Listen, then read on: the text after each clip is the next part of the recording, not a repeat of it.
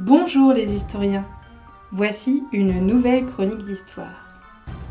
Vous avez maintenant l'habitude, il vous faut prendre votre quiz et un crayon et compléter le quiz au fur et à mesure de la capsule. Aujourd'hui, nous allons voyager dans le temps, bien après Charlemagne. 8 siècles ont passé, 800 ans, et le royaume de France n'est plus celui d'autrefois.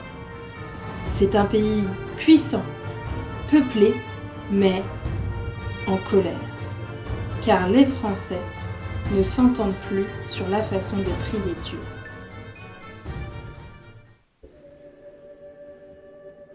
La plupart des habitants du royaume sont catholiques.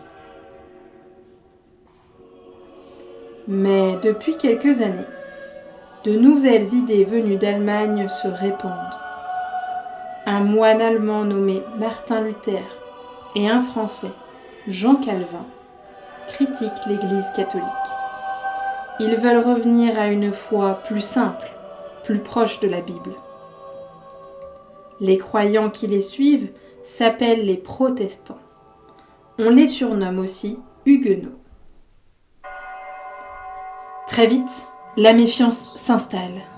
Les catholiques accusent les protestants d'être des rebelles. Les protestants, eux, refusent d'obéir à un roi qui ne partage pas leur foi. Dans les villes, on se bat parfois dans les rues. Des églises sont brûlées, des familles fuient. Le royaume se déchire peu à peu.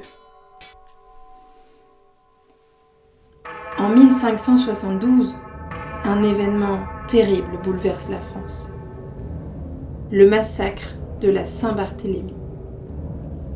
Ce jour-là, à Paris, des milliers de protestants venus assister à un mariage royal sont tués. La peur s'étend dans tout le royaume. C'est une période sombre où la haine remplace la paix. Pourtant,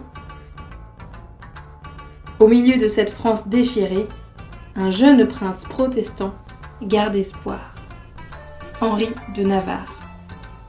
Il rêve d'un royaume en paix où catholiques et protestants pourraient enfin vivre ensemble. Bientôt, il deviendra roi et tentera de guérir le pays. Le royaume de France est à feu et à sang, mais une nouvelle page de son histoire s'apprête à s'écrire. Durant la prochaine séance d'histoire, nous découvrirons comment Henri IV ramènera la paix grâce à un texte célèbre, l'Édit de Nantes.